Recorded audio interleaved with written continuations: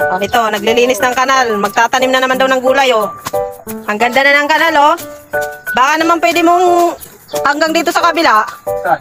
Dito sa kabilang parte. Ayun, dito sa kabilang parte.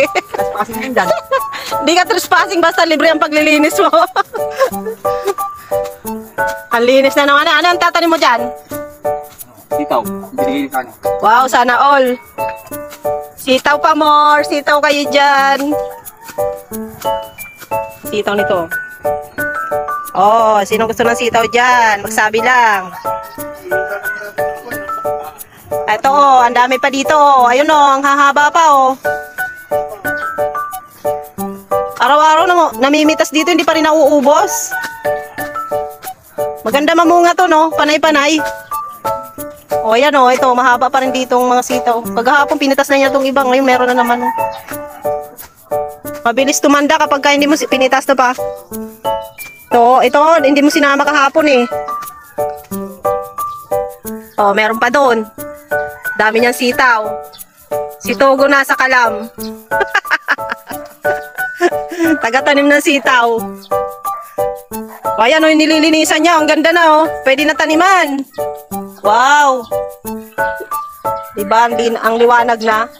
Kitang-kita na yung, ano, o, ilog ng Pladwi. Ilog ng Pladwi. May tanim na ba ito, Ronel? Si Sani, nandun na, o. May tanim na daw yan. Wala pa. Ito lang yung nakabakot. Akala ko yung kay Jonathan, no, ang daming tanim dun, eh. O, diba? Ang ganda ng kanal na nilinis niya, oh. Tingnan nyo naman, ang ganda ng agos ng tubig, oh. Sana all na lang talaga may tagalinis. Dito sa aming banda, walang tagalinis. Yung tanim ni Jonathan, ang ganda kasi hili-hilira. Hili-hilira yung tanim niya, eh. Trespassing ka na dito kay Ronel. Yan ang ganda pagka nandito ka sa tabing ilog. Mahangin. Malilim. Diba? Ganyan dapat, oh, linisin mo yung kanal mo doon. Tanim to. Ayan, oh. Ganda ng tanim dito sa kabila, oh. Pabidyohan nga. Pabidyo po ng tanim nyo. Baka trespassing ako. Nalulubak ako, eh. Ayan, tawid tayo dito sa kabila. Ito, binablog niya to, oh. Itong mga tanim niya. Dami na, oh. Oh, diba? Dami niyang klase ng tanim. Ang dami niyang alugbati, oh. May talong pa siya, oh. May bakod pa yung kanyang taniman, oh. Trespassing ka dito pag pumasok ka. Papa, trespassing na tayo dito. Nakarating na tayo sa ibang ano, ah. Ay. Daming gabi. Kinakain ba yan? Yung gabi na yan? Di ba yan yung niluto ko? Eh, di ba Makati yan? Ang lalaki, oh. Ang tataas na. Wala namang kumukuha niyan. Dapat yung ano, yung gabi na kulay purple. Kulay purple. Yun ang maganda na gabi. Dapat yun itanim mo dito sa ani. Kasi wala namang kumukuha nito. Si Nunoy lang yata kumukuha nito. Yung ano, yung maliliit, kinukuha ni Nunoy yan, eh. Ito, oh. Kinukuha ni Nunoy yan. Pambalot lang naman ng isda natin. Hindi, inaano daw niya, nilalagay niya. Oo, nilalagay niya ng ano yata, supa. Ang layo na ng ano, ilog, no? Dati dito ang ilog, eh. Oo, ang layo na, oh. Patras na ng patras yung ilog. Matutuyo na yata. Naku, pwede na magtayo ng bahay dito. Charis. Pwede na magtayo ng bahay sa gitna ng tubig.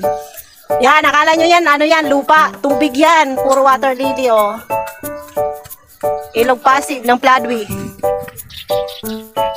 Hindi mo makita yung ilog kasi puro ano, water lily. Alam mo, damo lang. Nung araw, sabi ng asawa ko, huwag kami aalis dito. Magtatayo daw kami ng bahay dyan sa gitna. Antayin daw namin matuyo. Ilang taon na dito, hindi pa natutuyo. Ay, magtatanim na naman daw yung asawa ko. Dami na naman yung tanim mo. Dapat hindi talbos itatanim mo dyan. Sabi ko nga sa'yo, dito dapat lilinisan niya muna dito bago mag-ano. Lilinisin mo dapat muna ito lahat, oh. Tapos, Dito lang yung mga okra, yung hindi gumagapang. Yan o. Tignan mo yung kanal namin dito, ayan o. Hindi malinis-linisan, ayan. Hindi na kaya ng aking asawa. Ayan o. May sakit na kasi yan, kaya hindi na kaya. Hindi na niya kaya magukay dyan ng kanal. O, dami pa niyang saluyot dito o. Dito dapat kay iba o. Tingnan mo o. Yung ano o, yung okra may bunga na matigas na, hindi niya kinukuha. Ayan, dapat bata pa lang kinukuha mo na. Kasi pag tumigas na yan, wala na, hindi mo na makakain yan. Meron pa rin siyang sitaw dun, oh. Yung kanyang, malunggay, hindi na lumaki. Naanuhan na ng sitaw. Hindi na nga lumalaki kasi may sitaw. May tubo pa siya, oh. Yung tubo niya, wala namang kumakain. Ayan, okra na naman. Tambak na yung okra dun sa bahay, ah. Okra, sitaw, tambak na yung gulay. Naano na kami sa gulay. Porga na sa gulay. Puro na lang gulay. Huwag masyadong tagain mo na lang. Basta mausok. Bawal sa'yo yan eh. Yan. Hinila na niya yung papalitan na niya. Diretso doon sa apoy. Tatanggalin na niya yung ibang saluyot. Kusa lang naman natubo yan, di ba? Saluyot mo, kusa lang natubo yan. Kahit hindi mo na itanim yan eh. Tutubo na lang yung kusa. Masyadong mamersa dyan. Binubunod niya kasi yung saluyot oh. Matigas na bunutin eh.